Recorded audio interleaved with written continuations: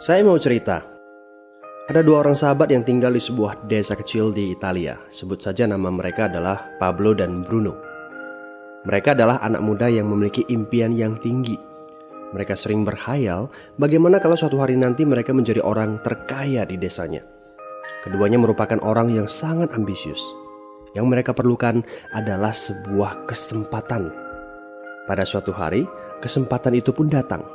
Kepala desa memutuskan untuk mempekerjakan kedua anak ini untuk membawa air dari sungai ke sebuah penampungan air di tengah desa. Keduanya masing-masing membawa 2 buah ember dan segera menuju ke sungai. Menjelang sore, keduanya telah mengisi penampungan air sampai penuh. Kepala desa menggaji mereka masing-masing berdasarkan jumlah ember air yang mereka bawa. Wow, Pablo dan Bruno senang sekali. Ini berarti impian mereka akan segera terkabul. Mereka sulit percaya jika mereka bisa mendapatkan rezeki sebanyak ini. Mereka bekerja lebih keras lagi setiap hari agar bisa mengangkut air lebih banyak. Namun, Pablo mulai merasakan ketidaknyamanan. Ia tidak yakin pekerjaan ini bakal buat impiannya terwujud. Punggungnya nyeri dan kedua telapak tangannya lecet-lecet. Kian hari, kian takut saat harus pergi bekerja. Ia pun mulai berpikir keras mencari akal bagaimana caranya membawa air dari sungai ke desanya. Aha, Pablo mendapatkan ide. Bruno, saya punya rencana. Daripada kita mondar-mandir bawa-bawa ember setiap hari, kenapa kita nggak sekalian aja buat sebuah saluran pipa dari sungai ke desa kita? Saluran pipa? Ide dari mana itu? Seru Bruno. Kita udah punya kerjaan yang bagus, Pablo. Saya bisa bawa 100 ember sehari. Saya akan jadi orang kaya. Di akhir minggu, saya bisa beli pakaian baru. Pada akhir bulan, saya bisa beli seekor sapi. Dan pada akhir tahun, saya bisa bangun sebuah gubuk baru. Nggak ada kerjaan sebagus ini di desa ini. Setiap minggu kita bisa liburan. Setiap akhir tahun, kita berhak cuti selama 2 minggu dengan gaji utuh. Kita akan punya hidup yang layak. Jadi buang jauh-jauh lah pikiran untuk bangun saluran pipa. Tapi Pablo tidak putus asa. Ia akhirnya memutuskan untuk bekerja paruh waktu. Ia tetap bekerja mengangkut ember-ember air. Separuh waktunya, serta di akhir pekan, dia luangkan waktu untuk bangun saluran pipanya. Hal itu tidak mudah. Penghasilannya otomatis menurun dan dibutuhkan waktu 1 hingga 2 tahun sebelum saluran pipanya bisa menghasilkan sesuatu yang berarti. Bruno dan orang-orang desa mulai mengejek Pablo. Dia menyebutnya Pablo si manusia saluran pipa. Bruno yang berpenghasilan hampir 2 kali lipat dari Pablo terus memamerkan barang-barang baru yang berhasil ia beli.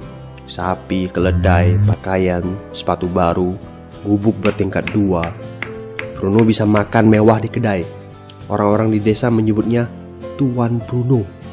Sementara Bruno berbaring santai di sore hari pada akhir pekan, Pablo terus saja menggali saluran pipanya. Pada bulan-bulan pertama, Pablo memang tidak bisa menunjukkan hasil dari usahanya. Pekerjaannya memang sangat berat, bahkan lebih berat daripada kerjaan Bruno. Karena Pablo juga harus bekerja pada malam hari. Demikian pula di akhir minggu. Tapi Pablo selalu mengingatkan pada diri sendiri bahwa impiannya dibangun berdasarkan pada perjuangan yang dilakukan hari ini. Dari hari ke hari, dia terus menggali, inci demi inci.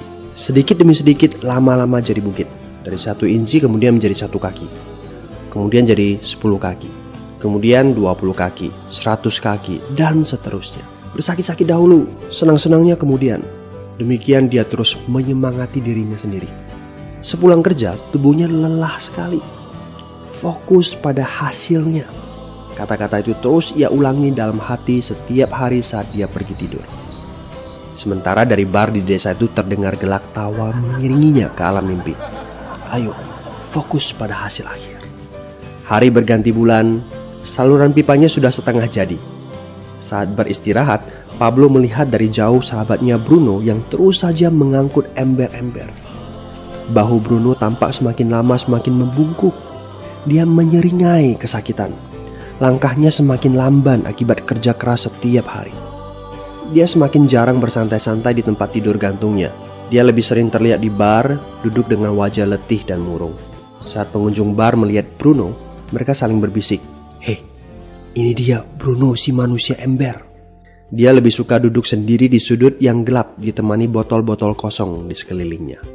Akhirnya, saat bahagia Pablo pun tiba. Saluran pipanya sudah rampung. Orang-orang desa berkumpul saat air mulai mengalir dari saluran pipanya menuju ke penampungan air di desa.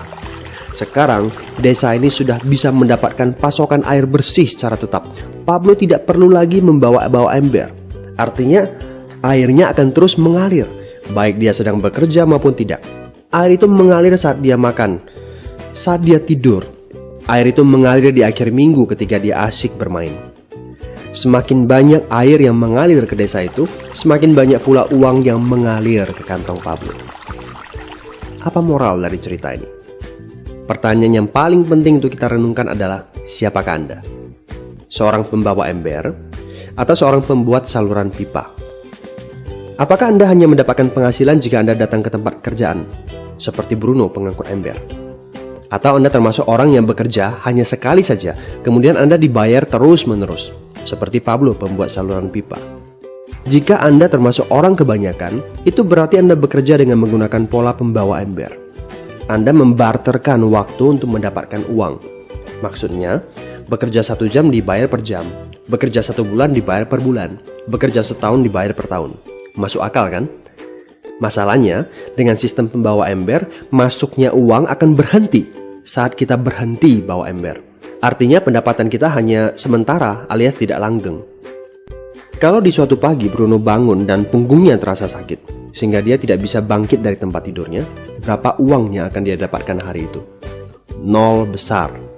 Fakta yang harus kita sadari adalah kita tidak bisa bekerja selamanya karena faktor usia dan kesehatan. Jika kita tidak sanggup membarterkan waktu kita, maka kita tidak akan mendapatkan uang. Pablo jauh hari sudah menyadari keterbatasan ini. Karena itulah dia langsung berpikir untuk menciptakan suatu sistem yang memungkinkan dia untuk terus mendapatkan bayaran baik dengan cara barter waktu ataupun tidak. Pikirkan ini.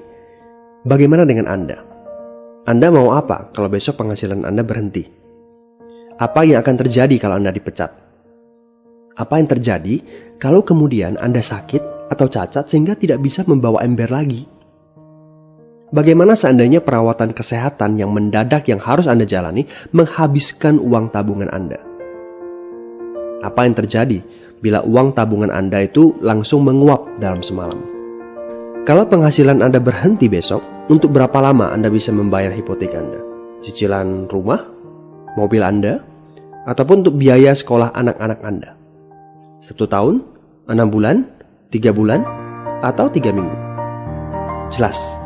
Apakah Anda bekerja sebagai penyapu jalan, bekerja di kantor, punya jabatan tinggi, atau memiliki toko, seorang profesional di bidang tertentu, tetap saja Anda membarterkan antara satuan waktu dengan satuan uang. Apakah dengan cara demikian Anda akan aman? Satu-satunya jalan untuk menciptakan keamanan yang sesungguhnya adalah seperti yang dilakukan oleh Pablo, yaitu membangun saluran pipa saat Anda masih bekerja sebagai pembawa ember. Dengan membangun sebuah saluran pipa, Anda cukup mengerjakan pekerjaan sekali saja, capeknya sekali saja, tetapi Anda akan dibayar terus-menerus. Saluran pipa ini akan memberikan Anda penghasilan walaupun Anda sedang tidur ataupun Anda sedang main. Penghasilan ini juga akan terus Anda peroleh setelah Anda pensiun, pada saat Anda sedang sakit ataupun cacat sehingga tidak bisa bekerja, dan juga dalam situasi darurat. Inilah yang disebut sebagai penghasilan pasif. Anda tahu, saat ini kami sedang membangun saluran pipa yang akan memberikan penghasilan pasif. Mau tahu caranya? Hubungi teman yang meminta Anda untuk menonton video ini. Dia punya akses untuk informasi yang Anda butuhkan. Mintalah video lanjutannya, atau jika memungkinkan, bertemu langsung dengan teman Anda.